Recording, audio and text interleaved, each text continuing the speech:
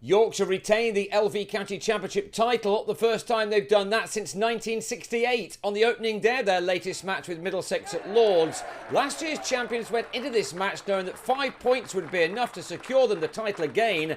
And remarkably, after Andrew Gaylor won the toss and inserted, one of those points was earned in the very first over of the match, as Middlesex very quickly slipped to 0 for 3.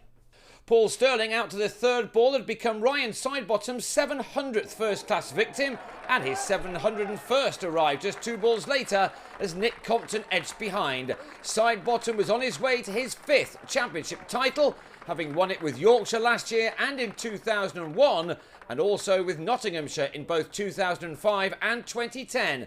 He is a remarkable cricketer who's had a sensational career. Next ball, he had figures of 3 for 0 as Darwin Milan had his off-stump removed by the rampant 37-year-old. It had been an incredible start against a team which began the day in second place in the table. It was a start which just about summed up the White Rose County's dominance of this summer's 4-day competition. Last season they were very good, but this time out they've been even better, especially given the amount of players they've lost to England. Middlesex were just the latest team to find these opponents too strong, and by the end of 5 overs the home team had slipped to 14 for 4, with 21-year-old debutant Stevie Eskenazi giving Sidebottom and his team yet more reason to celebrate. Adam Lyth with the safe pair of hands in the slips. News was by now filtering through from Trent Bridge of a Notts collapse, and that meant that Yorkshire would have every chance of wrapping up the title by the end of this day. Following Sidebottom's initial outburst, which brought him figures of 4 for 11 from 6 overs, there was an attempt by the home team to fight back, with the informed Neil Dexter having a point to prove before he heads off from Lords for a career at Grace Road from next year. But then on came Tim Bresnan, who's had an outstanding summer with both bat and ball, and with his 5th delivery, he had Dexter held behind well by the tumbling Andrew Hodd, the batsman departing for 18. 44 for 5 soon became 55 for 6 when Robson, who'd watched Sidebottom let loose first thing from the non-striker's end, gave Alex Lee some work to do in the slips off Bresnan. That gave Yorkshire a second bonus point with the ball, and the title was nearly officially theirs. Simpson batted as well as anyone in making 28, but on the stroke of lunch he edged James Middlebrook behind in the bowler's first over. In the many stories to emerge from this season, the one of Middlebrook will have a lot of people smiling. He was supposed to have retired after leaving Northamptonshire, but here he was on the verge of collecting a championship medal. Middlesex were blown away after the lunch break, which was taken with them on 92 for 7. James Franklin had played and missed several times before he gave Bresnan his 3rd wicket with an edge to 3rd slip, where Jack Leaning gleefully held on.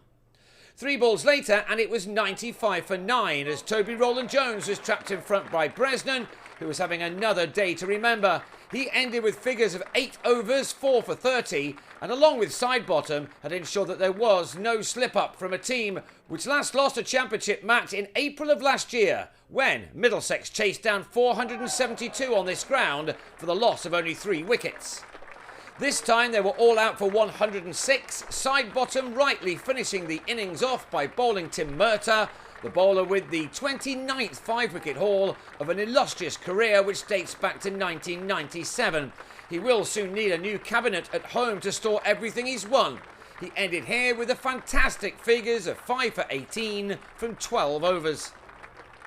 While he and his teammates celebrated, on the balcony, Middlesex's Director of Cricket Angus Fraser shook hands with Yorkshire coach Jason Gillespie. Middlesex were now out of the race, leaving Nottinghamshire as the only team who could possibly catch Yorkshire. Whatever was happening up at Trent Bridge, the visitors here knew that the job was about completed with plenty of time to spare. Notts were fighting back against Durham, but a lack of batting bonus points for them would be enough for Yorkshire. Lyth and Lees got their side off to a cracker before the former fell for 25 to end an opening stand of 45, as Lyth was trapped in front by Rowland-Jones, a rather disappointing end to what was an encouraging innings once again from the England opener.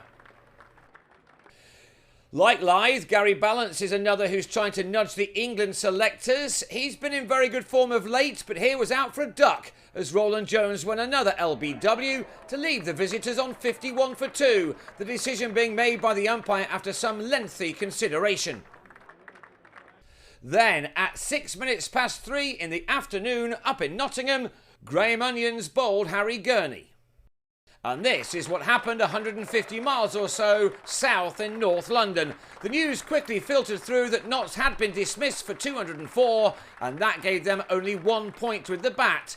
Yorkshire were now officially the LV County Champions of 2015. They'd won it for the 33rd time overall and had retained it for the first time since 1968, a season at the end of which Fred Truman retired and Ray Illingworth left the club.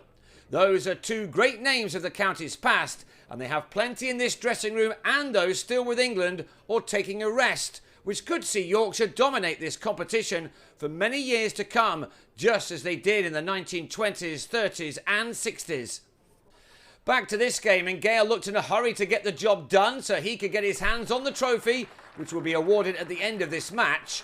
Gale played as if this was more like a one-day game, hitting boundary after boundary, which saw his team into the lead with only 2 wickets down after just 22 overs. His side have dominated many a day of red ball cricket this summer, but this was them at their very best. Gale was banned when Yorkshire lifted the trophy last season in Nottingham, and he said that the thought of doing what he missed out on last year has pushed him and his team on somewhat this season. His 9th boundary here had him at a half-century off only 59 deliveries. His day could hardly have gone any better for the 31-year-old left-hander. Lees then fell for 39 before tea after Sterling was introduced into the attack to win an LBW with his 3rd ball. Lees, who's also skippered his team in Gale's absence this year, would really have liked a score of note before the season's end, but would have been fairly happy after adding 78 runs for the 3rd wicket with Gale. After tea, Gale continued to find the boundary. He missed his last size defeat at this ground nearly 18 months ago and must by now have completely forgotten what it's like to play on a losing team in this competition. Indeed, Gale has not lost since his team went down by 7 wickets to Durham in Scarborough back at the end of August 2013. That's more than 2 years ago. He'd raced up to 79 here when he lost leaning at the other end for 9. Dexter winning the leg before at the start of his 3rd over. Away from all the stats and celebrations, this was turning out to be a rather extraordinary day of cricket, filled with runs and wickets. The one thing left for Yorkshire to achieve was for their captain to get to 100, and that appeared to be a certainty as he laid into Roland Jones. 3 fours in 1 over, now having Gale into the 90s. A ton for him would have really been the cherry on top of the icing on top of the cake. Yorkshire had slipped to 187 for 5 for a lead of 81 when Dexter struck again with another LBW. Bresnan, the man to go on this occasion. He departing with 11 runs to his name. All eyes now turned to Gale. He'd got to 98 when, somewhat surprisingly, he tried to cut a ball from Dexter too close to his body and fed Robson a catch. Gale's runs had come off only 110 balls in just over 2 hours. He would certainly have taken that after winning the toss and inserting first thing. He was warmly applauded back to the pavilion, his side in a very dominant position once again.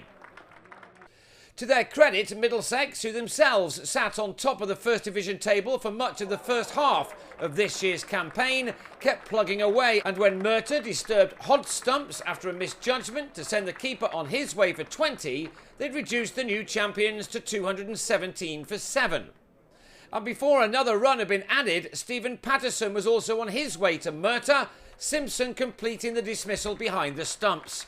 Middlesex are, of course, still hopeful of ending this season as runners-up to Yorkshire, something that would be a very good achievement after they just avoided relegation on the last day of last summer.